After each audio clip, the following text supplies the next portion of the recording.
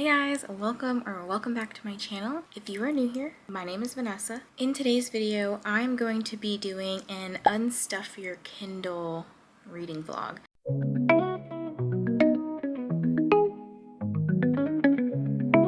This is a collaboration that Beccie over at Bex Reads has put together, and every other month there is a group of people who do a vlog based on a prompt that is picked in the opposite months. So this Unstuff Your Kindle Day challenge is basically where you go through your Kindle and you try to find books that fit the prompt, but you're looking at all the books on your Kindle that just kind of sit there, the ones that you've gathered through Stuff Your Kindle Day. I'm incorporating some books that were not just from Stuff Your Kindle Day, but also through things like NetGalley, and maybe I found like a free book through an author newsletter. So anything that's on my Kindle is fair game because all of it needs to be read, to be honest. But I am trying to find books that are interesting or intriguing to me rather than just some like silly willy book that like I don't care about. Last month it was announced that the prompt for the October collab is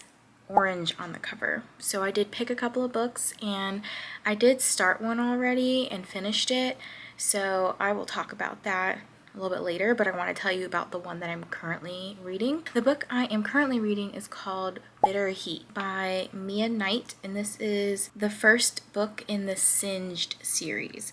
So this is labeled as a dark romance, but I don't feel like for about 85% of the book so far, it has not been dark romance. It's just been a very controlling, manipulative guy who has been trying to gain power in like not only the financial sphere, but also the woman that he was previously married to. Her name is Jasmine Hennessy. He's trying to network with the Hennessy family's business people, but also wants to be in control of Jasmine herself. They had met several years ago and they were married, but she initiated a divorce and they separated. 5 years go by. He finally comes back into the picture and he is on a hunt to get to the top. So he is seeking to get revenge on all these people who have done him wrong. Business-wise, he's trying to also make the people associated with those people, like, their lives ruined. So now we're kind of getting into the part where Jasmine and Roth is the guy's name, James Roth, are negotiating the business and also their personal lives, and they end up getting remarried. And now at 85% in, because I've been reading this for a couple days, but now 85% in, we're starting to see more of that very narcissistic, manipulative side coming out. Seems like he might be kind of dangerous because in the synopsis, there's one line that says, he's determined to bring her back into the world she left behind where money is king, reputation is everything, and people will kill to keep their secrets. Nobody has died so far. But I will say people have gotten fired for treating other people wrong or like kind of getting on James Roth's bad side, but nobody's died yet. So I don't know, something's about to happen. I would say it's okay. I don't know. It's a lot of smut, which is fine, but like it's probably like 80% smut. So if you're someone who needs a little bit of plot, like I like a good balance. Okay, but this is just like pure smut. Every interaction they have, it's like touching. He's touching her and she's just trying to be like, stop. So it's a lot of like non-con, dub-con, I don't know. I also read a couple days ago while I was at the beach a book by my AuthorTube friend Shanon, or SD Houston. It's called The Sunstone and the Hybrid Prince. So this is an enemies to lovers fantasy romance. So basically we have Adria, who is a pirate, and she's trying to steal the Sunstone because she believes that it will cure her skin disease that she has. The Sunstone is in this room that's not even guarded, so she feels like, oh, I can just basically like waltz right in, except she ends up just waltzing through the walls because I guess that's what she can do. She ends up getting caught by Belian or Leon, who is the prince, the hybrid prince. He ends up chasing her. There's like this whole journey that they go through, but he ends up chasing her into this like truth cave, and she is forced to reveal all the truths. So like, well, he is as well. So their name, why she's stealing the sunstone, some of their history, and I guess along the way they kind of start falling in love. It did have a little bit of an insta-lovey vibe to me, but they end up encountering some different scenarios along their journey. I don't want to spoil anything, but they encounter like the sea witch. There's dragons, there's mermaids, there's a sea witch involved. I enjoyed the book, so definitely check it out, and I'm very interested in reading the full-length novel that S.D. Houston has also put out. That one's called A Curse of Scales and Feathers, and I believe it follows a different couple, but it's set in the same world. Okay, I just finished Bitter Heat by Mia Knight, and I will say the ending, the last 20 to 30% or so, as I was saying earlier today, the last 15 to 20% was probably a little bit more dark than the rest of the book. So there was like a lot of manipulation going on by Roth, and then at the end it like really ramps up. He kind of gets like a little abusive in a way. Well, he does get abusive. And he's very controlling, very manipulative, not very mindful or demure. Anyways, so I just finished, and I think it's like a 3-star. Like, I didn't hate it, didn't love it. It was just okay. And I looked to see, because it kind of ends on a cliffhanger, I looked to see if the next books in the series were following the same couple or different people, and it looks like they do. So the second book is Bitter Secrets, and then the third book is Bitter Confessions. I guess just based on the synopsis, it looks like the next couple books are revealing a little bit more about Roth's background. Like, it says that he's ruthless, manipulative, deceitful, and a potential sociopath. So it sounds like it's just more of the same. Wow. The second book is like almost 500 pages, and the third book is like 408 pages or so. I am not interested enough to read the rest of this.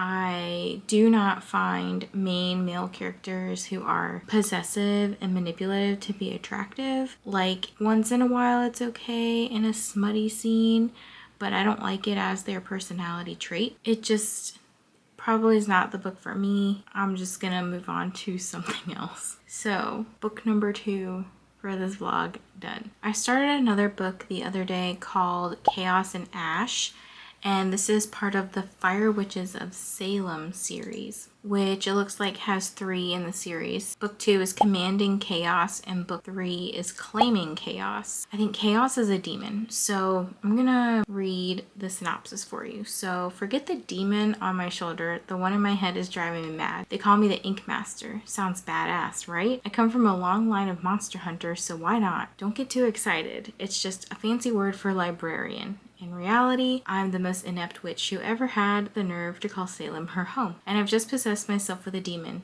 Yep, I accidentally invited him in, trapped him in my head, and I don't know how to get him out. And let me tell you, he is pissed. He's not just any demon either. When I flub, it has to be epic, so I summoned Chaos himself, as if I'm not enough of a hot mess on my own. I've got 2 weeks to get this demon out of my head before Chaos takes over completely, and I become the voice in his head. No problem for a flame-touched witch of Salem, right? So yeah, I did start this, and I'm not very far. I'm like a couple chapters in. This one has really good ratings. So it's only got 185 ratings, and then a 4.42 on Goodreads. It seems like it'll be funny. It seems like it'll be a good time, and it fits perfectly with spooky season just because it's like witches and Salem and everything like that. I'm gonna read a little bit more of that book, and then I'm gonna do a little diamond painting. So I will check in when I get a little further into Chaos and Ash.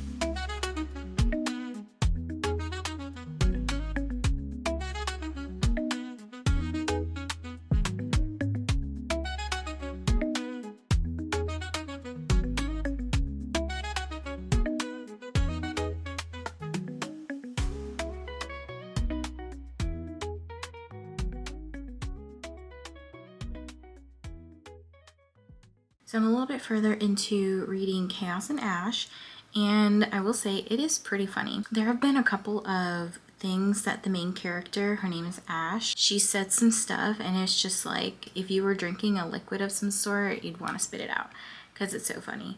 But so far we have Ash, who is a witch, one of the 3 witches in her family. She goes on this monster hunt with her sister and her sister's friends and ends up kind of like accidentally setting the place on fire. The next day, she ends up back at home and is searching through, trying to figure out like what happened to her sister Cinder, who is missing. They think she's dead. The parents are also dead, maybe, but notices that her other sister Ember was looking at sigils of some sort. Ash decides, oh, I'm going to like recreate this sigil, and I think she does it with like a tattoo of some sort. I'm not sure. It says she's an ink master, which I assumed is a tattoo, but it maybe is not, and ends up with a demon in her head, which I believe the demon's name is Chaos. I'm not sure if Chaos is doing some speaking for her or if the demon's only in her head and she's like responding to the demon out loud,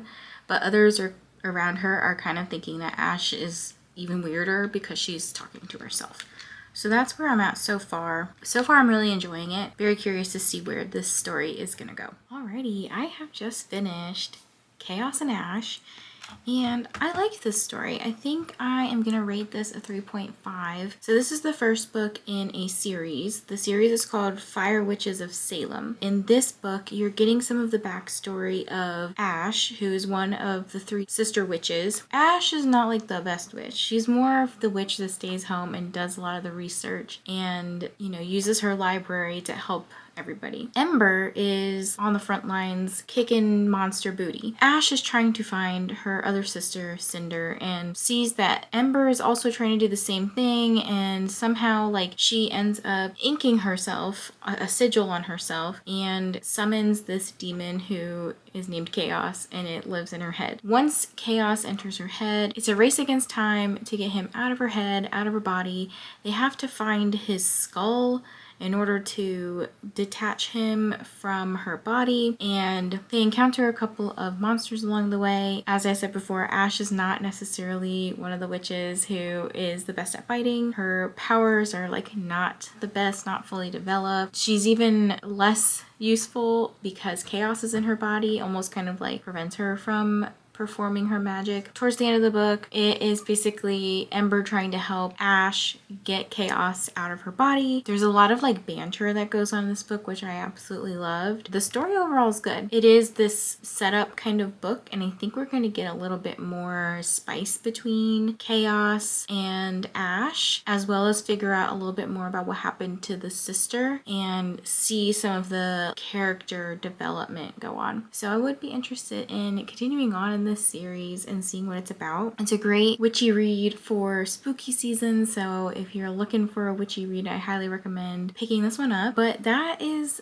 the end of my Unstuff Your Kindle vlog. I think I read 3 very different books. I had a fantasy novella, I had this paranormal fantasy witchy book, and then I had a dark contemporary romance, although I would say it's not like that dark, to be honest. But I think overall I had a pretty good time reading all 3 of these books and had a great time unstuffing my Kindle. So I'm looking forward to whatever challenge that Beccie has planned next. I think I actually want to go back if I have some time and do a couple of the other Unstuff Your Kindle challenges that she has. I think one of them is purple books, and then one of them is like royalty. But yeah, I had a great time, and I appreciate and love that Beccie's always trying to put collabs together. So definitely go check out the other people who are doing the Unstuff Your Kindle reading challenge and go see what they read and see if there's any books that you're interested in picking up. If you got to the end of this video and you're not quite sure what to say, leave me an orange heart emoji. Don't forget to like this video, subscribe if you're not already, and I'll catch you guys in the next one. Bye!